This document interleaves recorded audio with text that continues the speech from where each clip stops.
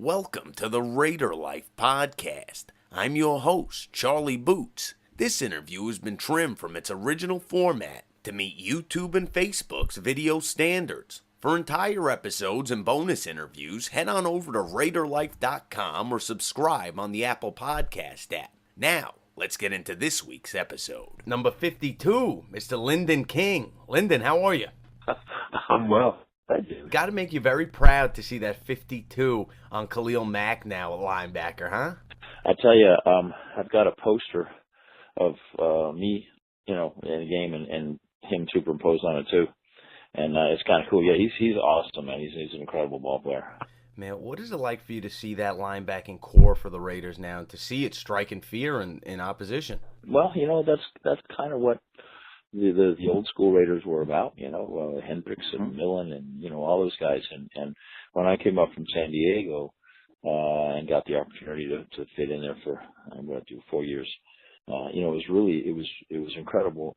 The fun thing about playing with guys that are, understand the game, and B, have been around a while. There's myself, I was at 10 years when I came up. Rod Martin was at 10. I don't know how many Matt had, but he's been playing a long time. Jerry Robinson. You don't even have to make calls, because everybody knows what's going on. I would just look over at Rodney and we knew exactly what was happening. So it was really a great way to play the game. There wasn't, you were so comfortable in what you were doing and the people around you that you didn't have to do anything but go out and play. Now, when you, I want to take you all the way back to get started. Let's take it back to Memphis, Tennessee, where you grew up. Is that where, did you go to high school in Memphis? Well, I don't remember Memphis. My dad was a military officer, so I moved all over the country. I moved every 2 years until I went to Colorado State. So I left Memphis early. My first recollection was in Germany. Really? Yeah, I was in Kassel in Berlin, Germany. Came back when I was 8. I didn't start playing football until I was 12. I just kind of stumbled across a practice for Pop Warner, in MacDill Air Force Base. And one day when we first got there, I was riding my bike and I saw all these kids out in these uniforms. And I really didn't know what they were because I'd been in Germany and it was all soccer. And the coach, I was taller than, I've always been taller than most of the kids, in my grade. So the coach asked me if I wanted to, I got there at the end of practice to run a wind sprint. And he said, "You want to get in here?" Well, kids, yeah, hell yeah, man, I'm up, and I got in and I beat the shit out of everybody. Running. So he said, wait a minute, you come here. And he took me to my house, signed me up. And, so it was, in fact, I was so fast then, I was the quarterback. Real? And this was on the base? MacDill Air Force Base, yeah. Yeah. So what's it like growing up on the base? Well, I love it because, with society the way it is now, it's so chaotic and who's in charge of anybody. On a military base, that is not the case. There is a base commander, and everyone underneath that answers to him. So, it was taught to us very early that if you get in trouble, your father's going to be walking into the base commander's office. And, shit runs downhill. He's going to get his ass ringed, and your dad's going to come home, and so are you. And so there was a tight-knit, it was a very disciplined environment.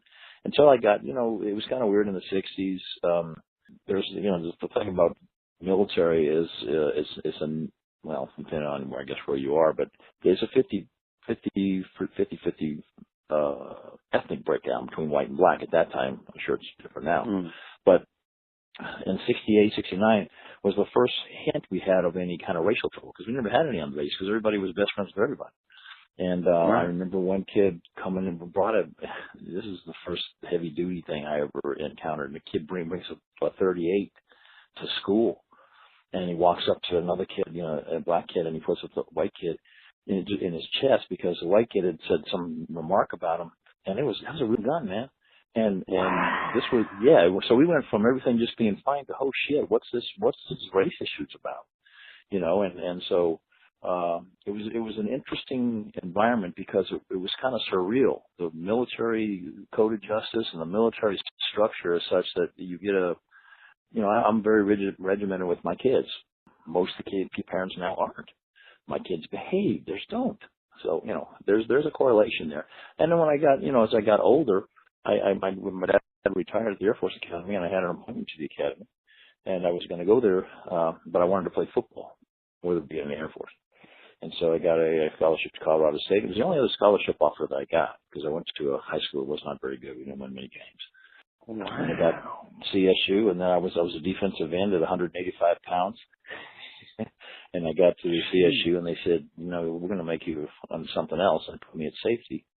Played strong safety there, and I was drafted as a safety by the Chargers and played 2 years at safety. Wow. So when you got moved to linebacker, did you feel like I'm home, I fell in love with this position, or did you like playing safety better? After about, once I got comfortable in it, I did. But I realized most of the guys that were there playing linebacker in the NFL had been playing linebacker since they were 8 years old. And so I was used to being 7-8 yards off the ball, and now I'm up on the line. And so an NFL training camp is a difficult place to get indoctrinated for anything. And they took me, they said, okay, we're making you a linebacker. You got camp basically to show us you can do this. So I'd go half line almost half of practice. They would bring a half line down on offense, and I would just sit there and, have to go live against all these different line schemes. And that's how I learned, man. It was smash mouth, and I was bleeding every day after that shit. But it worked. Wow. That's so crazy. Your path to greatness is an incredible one. So after Germany, when you're back in America, did you, while you're playing football, and you said your high school didn't win much, did you have the NFL in your head? Did you think it was attainable? Honestly, I never thought I was good. I don't know. Well, maybe some kids do. I didn't think I was. I was just having fun, and I knew that wherever I went, I was one of the better guys. And so when I went to college, I just wanted to try to get an education, and I was playing safety, and I had a great career at CSU. I played in the Senior Bowl, I played in the Blue Gray, and so I was either getting good or I was fooling them. That's my thing. I fooled them for 13 years in the NFL. Folks, 13 years, and that's a long career, and it's awesome to hear. It's awesome to hear that path. That's an inspiring path you took, man. Do you have memories of Germany? Oh yeah. In fact, I was just over there. My fiance and I were over there this summer, and she's a trainer for a movie star. I can't ever say the name. So we were over there for a movie. So we were there for 2 months. And it was cool because we got to go to Berchtesgaden, and I remember going there at 6 years old with my parents. And the thing, we would go for his vacations. It's up in the Alps. It's beautiful, beautiful, beautiful place, of course.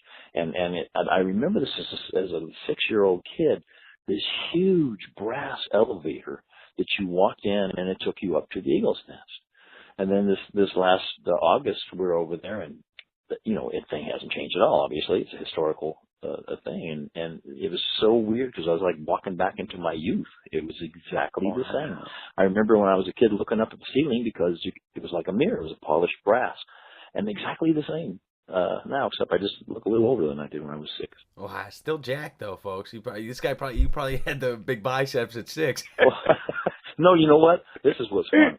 In fact, and the reason I'm built well now is because my fiance is a bodybuilder, and I actually met her. She asked me if I thought she could compete, and so I started training her. And long story short, we're still together. But I was skin and bones when I was a kid. I was 6'3", 185 pounds when I came out of high school as a defensive end.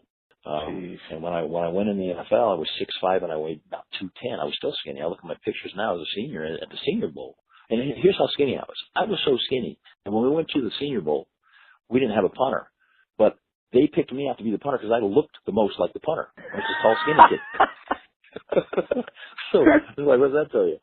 But I've actually put on 20 pounds or so of muscle since I retired, because as I started to get older, all my injuries started to come back, and if I didn't keep everything tight and solid, they laid me up. My back was so bad I couldn't get up sometimes, and so I found as I keep everything stronger, it keeps everything moving anyway. They still hurt, but not as much. Right. Wow. That is crazy. What were your thoughts in the early 2000s when the NFL opened up the NFL Europe wing? We had Tim Johnson, who was a Raiders linebacker. He played for the Rain Fire, and he was talking about how he thought that league could have been more successful if they stuck with it. You have any thoughts on that? I don't know. Soccer's so pervasive over there, but there was a genuine interest once people found out the summer when I was over there that I had played.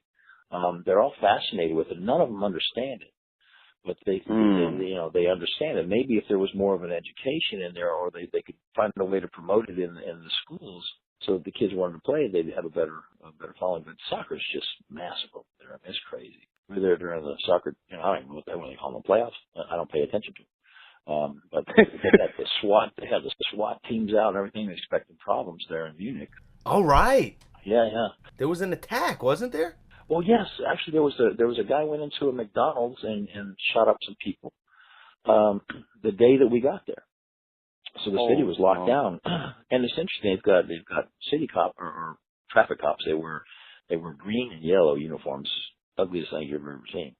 And then they have regular cops that are just kind of hanging out. But when they have trouble, I'm telling you, man, the Gestapo guys, their kids are these cops. The women are even 6'2", and they're huge, and they don't smile, and they are serious as hell, and they're all carrying machine guns and shit, and they're everywhere. So it's a very, I liked it because it reminded me of my military background, in that there's an extremely high level of discipline there. We were riding bikes for 2 months. You'd be on a bike at 2:00 in the morning, and there's a red light and not a car in sight, and people on the bikes will stop, and they'll wait there for 10 minutes until the light changes. Nobody breaks any rules. It's just bizarre. Wow. Kids can drink when they're young there. I never saw one guy drunk. Wow. It's a very responsible society. But yeah, the terrorist thing that happened was bad. It really locked down the city. But that shit's everywhere now, man. Yeah, it really is crazy. It's nuts to see it all around the world. And I had just seen recently, I think last week, one of the, I think it might have been a German soccer team. There was an attempted bombing of one of the team buses or something crazy like that. Yeah, it's crazy. It is. The thing I noticed that I loved about Germany, and my fiance noticed it too, because living in L.A., you walk down the street and you've got the Bel Air kids, the Hollywood kids, and the Beverly Hills kids that are affluent, and they're very intellectual and they're very articulate. In Germany, everyone is. We were at a park, we asked somebody for directions, and this little kid walked up because the lady didn't speak any English, but the kid spoke perfect English, and he was 6. Wow. And he had the most incredible diction, and was using words I haven't heard since I was in college. And I said, "How old are you?" And he said, "Well, I'm in 3rd grade." And I said, "How many languages do you speak?" And he says, "Well, 3, but really 4." And they're so intelligent, man. It's crazy. It's crazy. It's like walking around with a bunch of geniuses. Yeah. So, and I enjoy that. I like that. I like a good intellect. It is amazing how you hear around the world, having 2 to 3 languages is common, and over here it's like, I took 7 years of Spanish. It's like, maybe I could give you a couple sentences, pathetic conversation. 2. I can hold my own in Taco Bell, right? That's about it. Tell them what I want. But yes, well, here though, I mean, the schools here, I've got a kids grown, and I've got a 10-year-old here in my new relationship, and I go to the schools and the PTA meetings. I think our school system sucks because they just push kids through. They're getting 60% on the test, and I say this is not acceptable. Oh, well, that's what they're all getting. Well, I don't give a shit. I think my kids have A's, and they won't. We wanted to hold her back a year, and they talked us out. They want to keep them moving because if one of the kids gets held back, then it's a reflection on the teacher, and then she loses tenure. I mean, it's just a big mess, and the unions are running everything, it seems. But you can't get a kid educated. They just want to push them out the back door.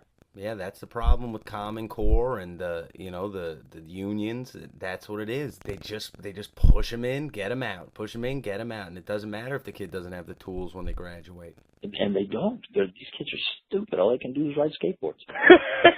I'm serious. So they're yeah. One of my buddies is working back at the high school that we had gone to. And I said to him, how are the kids? Are they bright kids? He said, some are. He goes, a lot of just screen tappers. That's what he called them. He said, all they know how to do is text and tap the screen. Yeah. They don't get any exercise. They just sit around and play their PDAs. Yeah, it's crazy. Yeah. Well, man, so when you actually saw the early days, because you were featured in the first Tecmo Bowl in the video game when it came out, does it amaze you to see where video games have gone? Oh yeah, the first ones were pathetic. Man. I mean, I mean, it's like, you really want to sit around and play this? I mean, but now they're incredible. I mean, it really is. You can't believe anything anymore what you see. Like, you go to the movies, everything looks so real. I went and saw, and I never thought I would, because again, I got the 10-year-old kid now. I went and saw Jungle Book. Okay. I don't even seen the newest version of it. It Haven't was seen the it, best but I've movie seen I've the seen all commercial. year. It was the Really? best movie. I wanted to see it again. You know, this time I want to take a little scotch with me and, you know, enjoy a little bit. but I'm telling you, man, the animation is crazy. It's believable. I was going to say it's unbelievable, but in fact it is believable. When you see it, it's animated, but it looks real. Check it out again, man.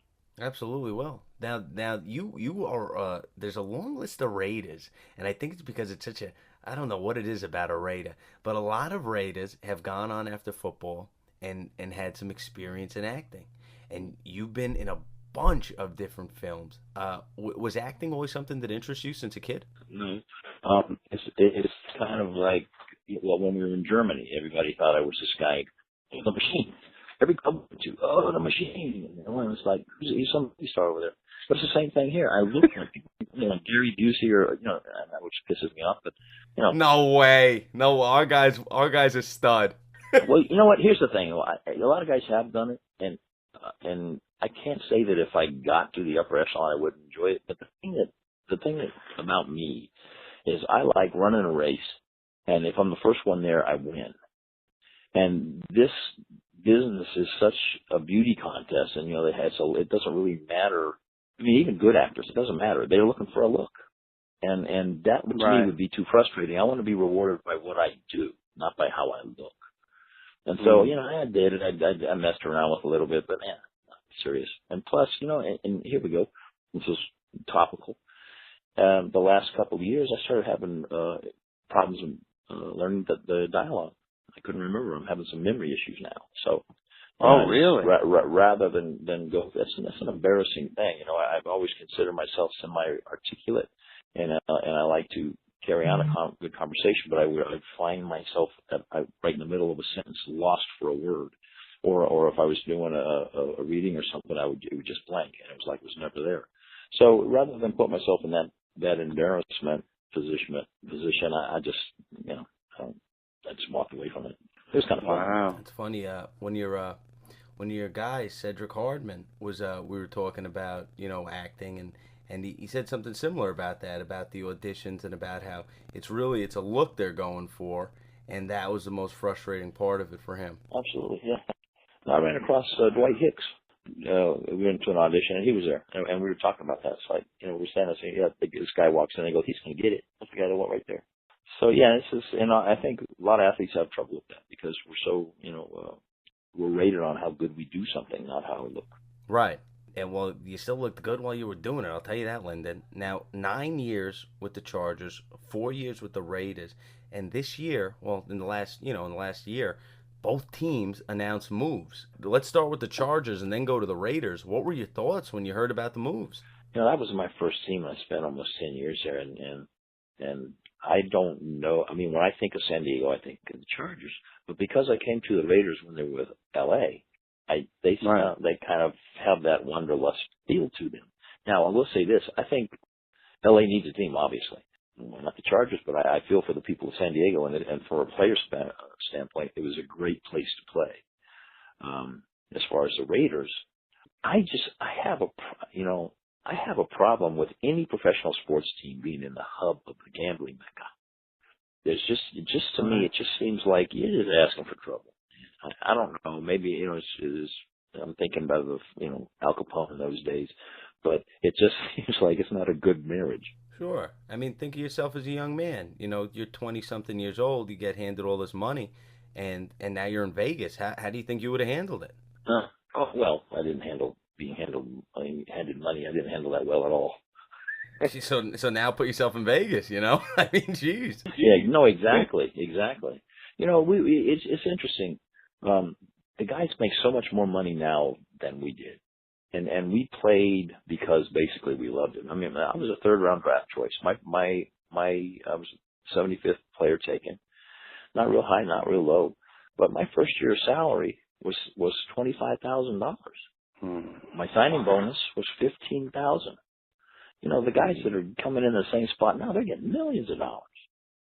Sure. And then, of course, people say, well, there's inflation. All that. It's like, come on, do your math. It's not the same. So, but when we go to these guys, and I don't know, maybe if I was 21 years old, I'd do the same thing again. I don't know. But and now that I have a different perspective because I'm old, when we go to them and say, look, man, can you guys kick down some money for the guys that aren't doing too well? Man, they disappear. So really, if I was making $15 million, I'd say, take $1 million, man. Something, but right. We can't get it. It's not the case. So I think the thing that's really changed in the mentality of the players is when we played basically for free, and we played in the same city for our whole careers, and we were part of that city. Now with this free agency stuff, there's no loyalty by these guys, and it's all about the money. It's funny. We had Eric Bischoff on last week, who's he was a guy, he wrote a lot of great wrestling storylines for WWF, WCW, and he said, as a fan, it's hard for him, in the 70s, 80s, he was a huge sports fan, and now it's hard because he can't find himself investing in guys because there is no loyalty, and it's not for the team on the front of the shirt, it's for the name on the back of the jersey. Yep, that's well put. That's exactly right. Different mentality. I mean, you couldn't keep us off the field if we hurt. Now if they have a hangnail, they're, Right. Got to do what's best for my brand. Right. Yeah. Oh man, it's real cool to hear you talk about the importance of discipline and how that came from the military background. Ronnie Lott and a couple other Raiders that grew up military with a military family always talk about that discipline. How strong was that discipline for you, and how important was it to get you to the pro level? Well, like I said, I had a good relationship with my dad. I wasn't a bad kid. I learned the rules early. I saw my sister, who was 4 years older than me, break the rules when we were in Berlin, and I didn't want to ever cross that line. And with him, and so I always kept that in the back of my mind. But the discipline aspect, you learn. You do what your parents do. And my dad, he was in a real responsible position. He was training guys going to Vietnam, and he was up when he was supposed to be up, and he did exactly what he was supposed to do, and there was nothing that was left unturned that he didn't, that he was supposed to do, and he passed that along to me when I was young. I'm not doing so well now, but, back in the day, it helped. The discipline that you need to be a professional athlete, I think that the military experience helped me quite a bit. Not only on the discipline and the organization that you need to be successful, organizing everything that goes along with what you're doing, but the pain aspect, because in the NFL you've got to play hurt, and I was not far from the obstacle course for these guys. Their last stop before they go to Vietnam, there was guys falling on 10-foot balls and stuff, and they had to get up and just go. You couldn't take time off. You had to keep going. And so that whole mental thing where if you get shot, you got to drag your buddy out. That creates a toughness in there that I think carried over to, because it wasn't just me; it was all the guys that I played with in that time. They were tough guys. We might not win the game, but you weren't going to beat us up. We always won the fights. We always stick the W's in the fights. Ask Townie. Oh man. So you had great generals too, in San Diego, the legend Don Coryell, and you had Tom Flores in Oakland, in LA. Could you compare and contrast those two great coaches? Well, let me start with, I was drafted with Tommy Prothro. Okay, wow. So you talk about an odd bird. I remember the first game, this is fun, the first game that I played with the Chargers was against the Raiders. And I had to cover Cliff Branch one-on-one. and I lost. In fact, the first picture I've got of me going into the end zone is me following Cliff Branch into the end zone. I was about 10 yards behind him, but they overthrew him, so I covered him. That's all, I covered him. Wow. But so Tom Prothro was very, he was very intellectual and stuck on his cigarette. He says, and he's sucking on his cigarette, he goes, King, you can't cover anybody, son. I remember the first thing he ever said to me. I'm thinking, I don't think that's good. So, and I think that's why I ended up going from safety to linebacker, because I could cover off guys that had to cover at linebacker, but safety, Cliff Branch, come on, he's a world-class sprinter. Oh, I mean, come on, fastest man alive. Yeah, so, yeah, exactly. And that's who I drew the first game. Oh, boy, put the kid under some pressure. But Tom Flores and Coryell were different, too. Don Coryell he was the most interesting and the coolest guy I ever met. He was like a father figure. And he would get mad and rip you a new asshole in front of the whole team. But boy, he was behind you. He like owned you. And, he's like a dad. Tom Flores was just a guy you'd want to hang out with. I really like Tom. He's just an easygoing, guy. But I was fortunate to play with, really good coaches. The position coaches I had were excellent as well. And those guys, not when you're 25, 26, but when you're 21 and you're coming out of school, those are the guys that take over your father figure, Right. Because you come out of school, school's an artificial environment. The NFL kind of is too, when you get that kind of money. And so it's easy to get in trouble, and so part of the job of a coach is being a good father figure, if you will, because you got a bunch of little kids out there and you're giving them all the access to all the toys. Right. Great way to put it. That's a really great way to put it. Do you remember your first time meeting Al Davis or that relationship? Yeah, Al stayed away pretty much from me until the day that the final customer came in, and he came up, because when I still couldn't tell you why I left San Diego. I led the team tackles and sacks years before, and we get into a learn, and they cut me. And I had a minor surgery on my knee, and I find out from my agent that they're suggesting that my knee was bad, and that's why, I was done. And Al called me, and he goes, "What's wrong with your knee?" And I said, "I had a bursa removed. It's no big deal." He said, "Come up here tomorrow and run a 40 for me." And so I did. And I came out and ran 6:40. Went fast, wasn't slow, and I did some fast drills for him, and I was fine. He said, "Go get dressed." And then I didn't talk to him again until the last day of the last cut. And he came up, and he was very, he's happy that I was here, and it was cool. And we had a great relationship until, and we still did after, but the climate changed, if you will, when I went up to his office thinking that I could negotiate my contract by myself, no agent. That was one of my, I knew the second I sat down, I and what kept coming to mind was, oh, sorry, what kept coming to mind was Van McElroy the year before, who did the same thing. And Right. He would go in and tell him what he wanted, and Al would say, he'd cut it, he'd knock it down $50,000, and every day he went back in to go back there, he would take another $50,000 off, and that's all I could keep in the back of my mind. And I said, well, Al, I did this and I did this and I did that. And he goes, yeah, you also missed a tackle in Seattle that cost us a game. And it's like, oh, okay. He knows exactly what everything happened on it. So, it was an experience to sit in his office, which was all the walls were mirrors, and no matter where you looked, you saw him. It was Really? It was weird going up in there. Oh, it's kind of like cool. whenever you wanted to go up to see Al, it was like going to the principal's office. It was just that kind of a feel, yeah. It was a great experience, and Coryell, Al Day, all the guys that I play with, they're all legends, and I feel very fortunate to be able to even walk on the field with them. Wow. I got to tell you, Linden, your voice, I don't want to make you feel weird here, but you have a great voice. And we had Chip Taylor. I'm not sure if you know who Chip Taylor is, but a singer-songwriter, focusing country, but he wrote Wild Thing and Angel in the Morning. Your voice reminds me of his so much. And I saw you have a music background yourself. You had Linden King and the Southern Steel. There you go. Who were your major music influences? Well, I was 8 years old when the Beatles hit, and so like everyone else, it was the Beatles and it was rock and roll. And then when I got in college, really came out of college, the country thing had took off on the, it sounded, the Eagles sounded like, the country music started sounding like the Eagles, which is kind of stuff that I like. Sure. And so, Danny Fouts and Louis Kelcher were huge country fans. And so they were always playing it, and that's where I developed my love for country music, was in the locker room there with Louis and Fouts and Cliff Thrift and, all these guys that were from country atmospheres, and it was good music. So that's where I ended up that way. And still today, that's my favorite genre. Isn't that funny? They can't get the Memphis out of you.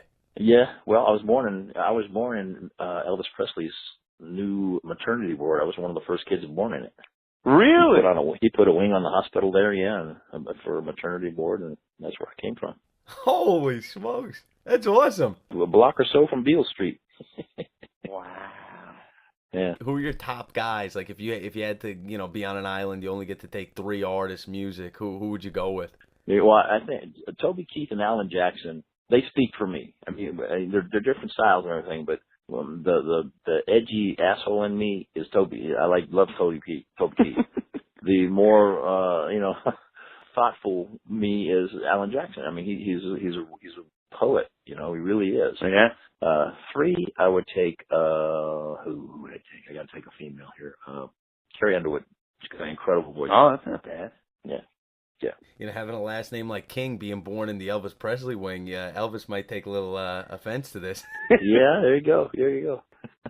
Oh, well, man. plus that's what they were calling me then because I was so big. When I was the biggest baby that had been born there when I was born. I was 24 inches long and over 10 pounds. Wow. We got to look into if you hold that still. Yeah, I should check it out. But they didn't do C-sections back then. They pried them out, and so the day I was born, they take the picture. Man, I looked like I just came out of a game. Man, I had cuts all over my head. And so I started off, getting beat up, and I'm so used to it, I guess. Oh my God, that's hilarious. He came out, folks, with the jaws of life. Yeah, exactly. When you were out in Colorado, did you ever get a chance to check out a concert at the Red Rocks? Yes, I saw John Denver there. Really? There, yeah, I did. John Denver, and I was supposed to go see. I think it was Crosby, Stills, and Nash, but something happened. I couldn't go. Yeah, Red Rocks is an incredible place. I'm dating myself with these artists, man. Now, those are some big league artists, though. Yeah. Yeah. I read an article that said 70%. Get this one, Linden. 70% of touring musicians in 2017, right? 70% of the money was made by artists 70 and older. Really? No, yeah. That's not really surprising, though, man. Have you listened to the crap on the radio now?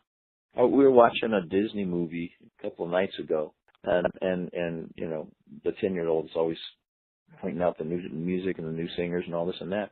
Every single song on this Disney song was a remake from the 60s, 70s. Wow. Every single one of them. And of course, just like we do, you think that, oh no, these are modern songs. No, they're not. You just keep recycling them. That's very true. And even like Shrek and all that, the big hits were the Monkees, like I'm a Believer, and then you're absolutely right. Yeah. So, what was your all-time favorite movie? Oh, God. Movie. All time. Well, right now I gotta say Jungle Book, but no. Let's see here.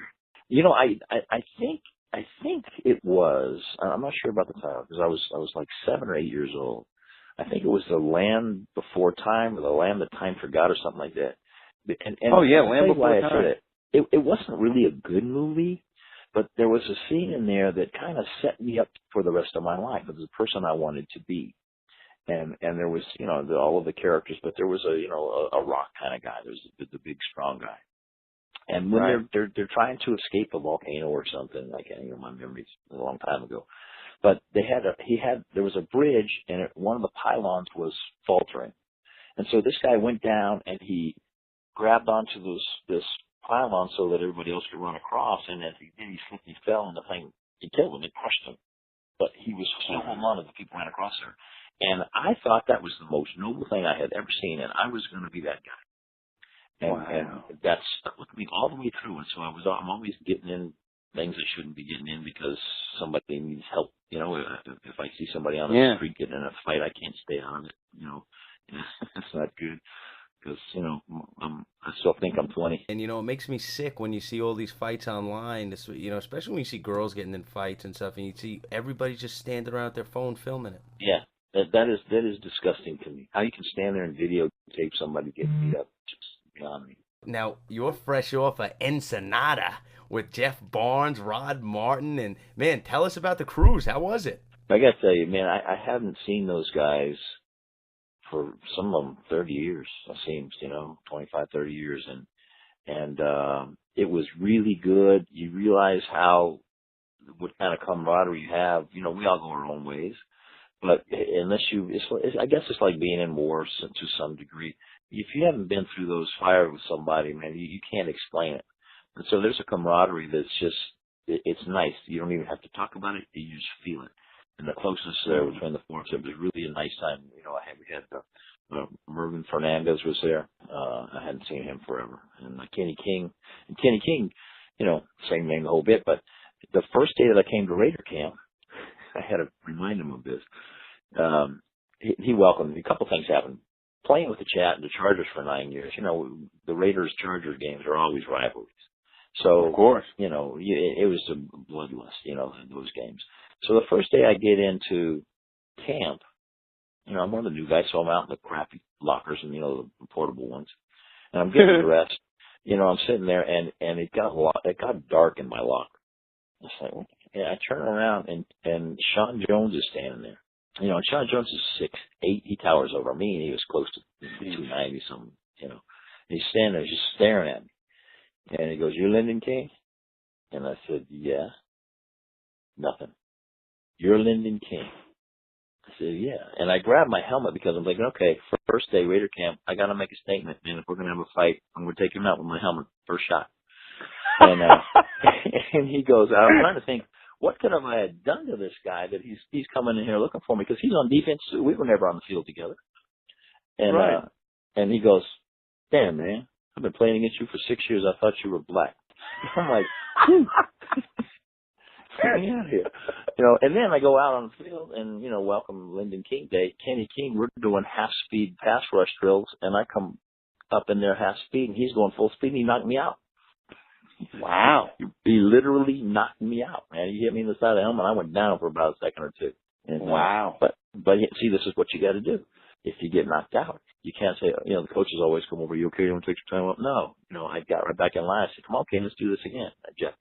Battle of the Kings. I like that. Exactly. But that's the kind of stuff you sit around and talk about. And, it's just great. Yeah, what did Kenny say? Did he remember? He remembered every bit of it. He had a big smile on his face the whole time. Yeah. He said, "Yeah, Yeah, that's no soft running back. No. He was, it was good to get on the Raider side because, playing against Marcus Allen, come on. I don't care how good you are. Marcus Allen is Marcus Allen. And it's better to play. It's better to play against, like the guys we had at San Diego, Hank Bauer. He was a special team guy who called himself a running back. Who called himself a running back? I'll tell you what, you upgraded your uniform when you went silver and black, baby. Oh yeah, but you know what? Everybody wants to be a Raider. You want to get that uniform on. It just there's football players and then there's the Raiders. And no matter where you go, you play in New York, half the stadium is wearing a black shirt. It doesn't matter where you are, the Raider fans are everywhere. That's for sure. Did it blow your mind when you see how they invade that San Diego stadium? Well, rest in peace to the San Diego stadium, but like this year, did you see that crowd? The Raiders had like 90%. I went down with a friend of mine who in motorhome down, they took over the whole parking lot. Was black flags and Raider stuff. It's incredible, man. Yeah, it is incredible. Yeah. So, what do you want to see out of your 2017 Raiders? What are you expecting this year? Well, I've set the game up, and I don't make a lot of games anymore, but I have to be at the one when we lost our quarterback, and it was so funny because I was walking around. They have this program called the Legends program, and you walk around in the press box, and the expensive seats, and you talk to people, and everybody up there was saying, "Why is he still in the game?" And then, bam, he gets hurt. So, they were right knocking on the door. I think we're going to see some big things this year. I hope. Reggie McKenzie, he was the linebacker there when I was there. And it's still, I was talking to Rod on the trip, Rod and JB. It's like Reggie he was 6-7 years younger than all of us. So he was like the rookie. And he was one. He was the one that always had to go get stuff, and now he's running the whole show. Did you see that in him? Like, were there any signs that Reggie was going to go on to do that? Well, because at that time, that's before he went to, when he did his time, he paid his dues. But when he was a player, he's like all the other players. You're just having fun, man. You got an extension on your childhood, and you're taking full advantage of it. But I never would have said, man, he's going to run a team one day. Or, I wouldn't, Matt Millen either be that. Matt more so. Sure. Yeah, but Matt was just so intense, Wow. Had to keep It is an eye on him. incredible. Yeah. And that's so cool to hear from one of Reg's teammates, No one saw that coming, man. And he's crushing it. Oh yeah, he's doing great. It's also, I was looking on my phone yesterday and on Facebook actually, and Al Baker from Detroit, big Al Baker, Bubba Baker. They have a thing where he went on Shark Tank, and he has this rib deal, and where his sales have gone from 154,000 to 16 million, and because he's now supplying. Yes, and I'm so happy for the guy, man. It's great. It's good to see guys making it outside of football and with just hard work rather than, seeing them on the latest police blotter, Yeah, that's for sure. And it's cool. It is cool to see. And we've seen a lot of Raiders, that commitment to excellence is real, man, because it's something that I feel gets carried on through the rest of your life. Yeah, no, you're absolutely right. There's always a little bit of extra push, when I train people. When I do, I don't like to do it, but when I do, I was working for. Remember Rob? Oh, here you go, Rob Huizinga. He was the Raiders team doctor here in town, and he stayed here when the team went back to Oakland, and now he's the doctor on The Biggest Loser. Oh wow! Yeah, he's the main guy there, and so they have like a weight reduction clinic out here, and I was working there as one of the trainers and doing emotional support for most of these guys, and it's really simple. But it's a Raider thing. We would be in a weight room. We'd be doing it. We'd always stay out an extra 5 minutes to put one more rep in, because that's the difference between a champion and the guy that takes second is that one more extra rep, and it occurred to me with these people to try to get them to lose weight and get to control of their life back. The thing that got them in trouble was one more donut, one more this, one more that. So it was the easy correlation to say, look, use the same mentality. Instead of doing one more donut, you do one more set. You do one more rep. And it'll come off, and basically that's the whole Raider ethos is you keep going, you keep pounding until you get it in the end zone. I like that, man. And that's something we need to keep pounding this year, folks. We're gonna have a quarterback healthy, and that is what we're gonna bring to the field. And I think it's gonna be a very beautiful year coming up for us here. I think you're right. I think last year people were kind of, I don't know, they always find a way to do something, but they proved they're for real. Oh man, absolutely, man. Thank you. I appreciate so much you coming on and catching up, and I hope we could keep in touch. Yeah, Shay, anytime. Yeah, we could do some more catching up. It's been 25 years. Yeah, shoot. My first interview in 20-some years. No, not really. Anytime, man. I'd love to come on. I love talking to you. Absolutely. And what do you got to say to Raider Nation before you go? Yes, Raider Nation. Well, that'll do it for this week's episode. Thanks for joining us again here on the Raider Life Podcast.